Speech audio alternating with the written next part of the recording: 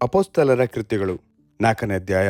ಯಹೂದ್ಯರ ಅಧಿಕಾರಿಗಳು ಪೇತ್ರ ಯೋಹಾನರನ್ನು ಹಿಡಿಸಿ ಯೇಸುವಿನ ಹೆಸರನ್ನು ಎತ್ತಬಾರದೆಂದು ಆಜ್ಞೆ ಮಾಡಲು ಅವರು ಧೈರ್ಯವಾಗಿ ಉತ್ತರ ಕೊಟ್ಟದ್ದು. ಅಪೊಸ್ತಲರು ಜನರಿಗೆ ಉಪದೇಶ ಮಾಡುತ್ತಾ ಸತ್ತವರು ಜೀವಿತರಾಗಿ ಏಳುವರು ಎಂಬುದನ್ನು ಯೇಸುವಿನ ದೃಷ್ಟಾಂತದಿಂದ ಸಾರುತ್ತಾ ಇದ್ದದ್ದಕ್ಕೆ ಯಾಜಕರು, ದೇವಾಲಯದ ಅಧಿಪತಿಯು, ಸದ್ದುಕಾಯರು ಅಸಮಾಧಾನಪಟ್ಟು ಅಪೊಸ್ತಲರು ಜನರ ಸಂಗಡ ಮಾತಾಡುತ್ತಿರುವಾಗಲೇ ಬಂದು ಅವರನ್ನು ಹಿಡಿದು, ಆಗಲೇ ಸಾಯಂಕಾಲವಾಗಿದ್ದರಿಂದ ಮರುದಿನದವರೆಗೆ ಕಾವಲಲ್ಲಿಟ್ಟರು. ಆದರೆ ವಾಕ್ಯವನ್ನು ಕೇಳಿದವರಲ್ಲಿ ಅನೇಕರು ನಂಬಿದರು. ಗಂಡಸರ ಸಂಖ್ಯೆ ಸುಮಾರು 5,000 ತನಕ ಬೆಳೆಯಿತು. ಮರುದಿನ ಯಹೂದ್ಯರ ಅಧಿಕಾರಿಗಳು, ಹಿರಿಯರು, ಶಾಸ್ತ್ರಿಗಳು ಯೆರೂಸಲೇಮಿನಲ್ಲಿ ಕೂಡಿಬಂದರು. ಅನ್ನನೆಂಬ ಮಹಾಯಾಜಕನು, ಕಾಯಫನು, ಯೋಹಾನನು, ಅಲೆಕ್ಸಾಂದ್ರನು, ಮಹಾಯಾಜಕನ ಸಂಬಂಧಿಗಳೆಲ್ಲರೂ ಇದ್ದರು.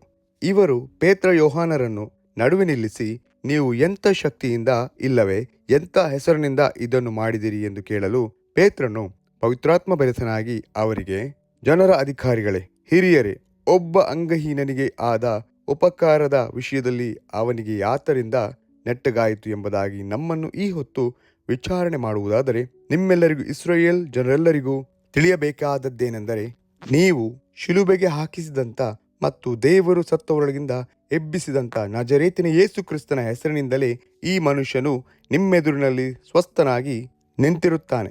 ಮನೆ ಕಟ್ಟುವವರಾದ ನೀವು ಹೀನೈಸಿದ ಕಲ್ಲು ಆತನು. ಆತನೇ ಮುಖ್ಯವಾದ ಮೂಲೆಗಲ್ಲಾದನು. ಬರಬೇಕಾದ ರಕ್ಷಣೆ ಇನ್ನಾರಲ್ಲಿಯೂ ಸಿಕ್ಕುವುದಿಲ್ಲ.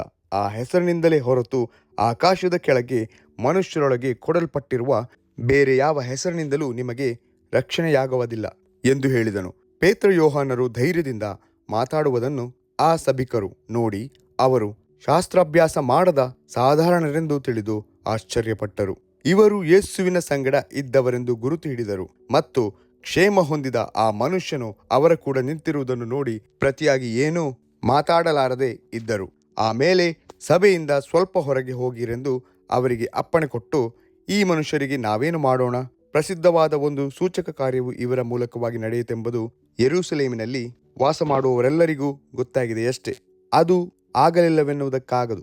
ಆದರೆ ಇದು ಜನರಲ್ಲಿ ಇನ್ನೂ ಹಬ್ಬದಂತೆ ಮುಂದೆ ಆ ಹೆಸರನ್ನು ಎತ್ತಿ ಯಾರ ಸಂಗಡಲೂ ಮಾತಾಡಬಾರದೆಂದು ಅವರನ್ನು ಬೆದರಿಸೋಣ ಎಂಬುದಾಗಿ ಒಬ್ಬರ ಕೂಡೊಬ್ಬರು ಆಲೋಚನೆ ಮಾಡಿಕೊಂಡು ಅವರನ್ನು ಕರೆಯಿಸಿ, ಆ ಯೇಸುವಿನ ಹೆಸರನ್ನು ಎತ್ತಿ ಹೇಗೋ ಮಾತಾಡಬಾರದು, ಉಪದೇಶ ಮಾಡಲೂಬಾರದು ಎಂದು ಅವರಿಗೆ ಖಂಡಿತವಾಗಿ ಅಪ್ಪಣೆ ಕೊಟ್ಟರು.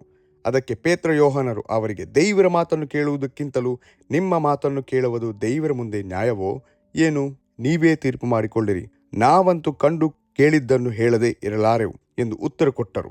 ನಡೆದಿದ್ದ ಕಾರ್ಯಕ್ಕೋಸ್ಕರ ಜನರೆಲ್ಲರೂ ದೇವರನ್ನು ಕೊಂಡಾಡುತ್ತಾ ಇದ್ದ ಕಾರಣ ಅವರ ದೆಸೆಯಿಂದ ಸಭಿಕರು ಅಪೊಸ್ತಲರನ್ನು ದಂಡಿಸತಕ್ಕ ಉಪಾಯವನ್ನು ಕಾಣದೆ ಅವರನ್ನು ಇನ್ನಷ್ಟು ಬೆದರಿಸಿ ಬಿಟ್ಟರು. ಈ ಸೂಚಕ ಕಾರ್ಯದಿಂದ ಸ್ವಸ್ಥತೆ ಹೊಂದಿದ ಆ ಮನುಷ್ಯನಿಗೆ 40 ವರ್ಷಕ್ಕಿಂತ ಹೆಚ್ಚು ವಯಸ್ಸಾಗಿತ್ತು. ಇವರು ಬಿಡುಗಡೆ ಹೊಂದಿ ಸ್ವಂತ ಜನರ ಬಳಿಗೆ ಹೋಗಿ ಮಹಾಯಾಜಕರು, ಹಿರಿಯರು ತಮಗೆ ಹೇಳಿದ ಮಾತುಗಳನ್ನೆಲ್ಲ ತಿಳಿಸಿದರು. ಅವರು ಕೇಳಿ ಏಕಮನಸ್ಸಾಗಿ ದೇವರನ್ನು ಗಟ್ಟಿಯಾದ ಧ್ವನಿಯಿಂದ ಹೀಗೆ ಪ್ರಾರ್ಥಿಸಿದರು: ಒಡೆಯನೇ, ಭೂಮ್ಯಾಕಾಶಗಳನ್ನು, ಸಮುದ್ರವನ್ನು, ಅವುಗಳಲ್ಲಿರುವ ಸಮಸ್ತವನ್ನು ಉಂಟು ಮಾಡಿದಾತನೇ, ನೀನು ಪವಿತ್ರಾತ್ಮ ಮೂಲಕವಾಗಿ ನಿನ್ನ ಸೇವಕನಾಗಿದ್ದ ನಮ್ಮ ಪಿತೃವಾದ ದಾವೀದನ ಬಾಯಿಂದ ಅನ್ಯ ಜನಗಳು ಯಾಕೆ ರೇಗಿದರು? ಜನಾಂಗಗಳವರು ವ್ಯರ್ಥ ಕಾರ್ಯಗಳನ್ನು ಯಾಕೆ ಯೋಚಿಸಿದರು? ಕರ್ತನಿಗೂ ಆತನು ಅಭಿಷೇಕಿಸಿದವನಿಗೂ ವಿರೋಧವಾಗಿ ಭೂಪತಿಗಳು ಸನ್ನದ್ಧರಾಗಿ ನಿಂತರು, ಅಧಿಕಾರಿಗಳು ಏಕವಾಗಿ ಕೂಡಿಕೊಂಡರು ಎಂದು ಹೇಳಿಸಿದೆಯಲ್ಲವೇ?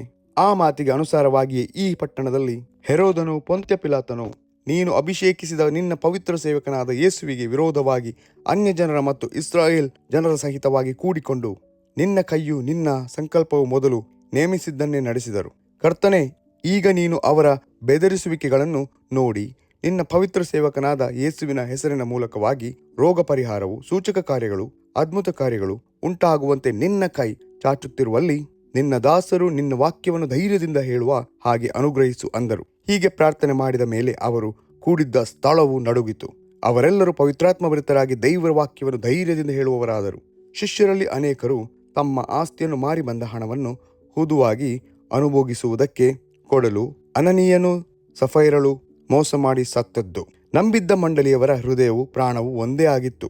ಇದಲ್ಲದೆ ಒಬ್ಬನಾದರೂ ತನಗಿದ್ದ ಆಸ್ತಿಯಲ್ಲಿ ಯಾವುದೊಂದನ್ನು ಸ್ವಂತವಾದದ್ದೆಂದು ಹೇಳಲಿಲ್ಲ. ಇವೆಲ್ಲವೂ ಅವರಿಗೆ ಹುದುವಾಗಿ ಇತ್ತು. ಮತ್ತು ಕರ್ತನಾದ ಯೇಸು ಜೀವಂತನಾಗಿ ಎದ್ದು ಬಂದನೆಂಬುದಕ್ಕೆ ಅಪೊಸ್ತಲರು ಬಹುಬಲವಾಗಿ ಸಾಕ್ಷಿ ಹೇಳುತ್ತಿದ್ದರು. ಬಹಳ ದಯವು ಅವರೆಲ್ಲರ ಮೇಲೆ ಇತ್ತು. ಅವರಲ್ಲಿ ಕೊರತೆ ಪಡುವವನು ಒಬ್ಬನೂ ಇರಲಿಲ್ಲ. ಯಾಕಂದರೆ ಹೊಲ ಮನೆಗಳಿದ್ದವರು ಅವುಗಳನ್ನು ಮಾರಿ ಬಂದ ಕ್ರಯವನ್ನು ತಂದು ಅಪೊಸ್ತಲರ ಪಾದಗಳ ಬಳಿಯಲ್ಲಿ ಇಡುತ್ತಿದ್ದರು. ಅದನ್ನು ಪ್ರತಿಯೊಬ್ಬನಿಗೆ ಅವನವನ ಅವಶ್ಯದಂತೆ ಹಂಚಿಕೊಡುತ್ತಿದ್ದರು. ಈ ಪ್ರಕಾರ ಮಾಡಿದವರೊಳಗೆ ಕುಪ್ರದೀಪದಲ್ಲಿ ಹುಟ್ಟಿದ ಲೇವಿಯನಾಗಿದ್ದ ಯೋಸೇಫನೆಂಬವನು ಒಬ್ಬನು.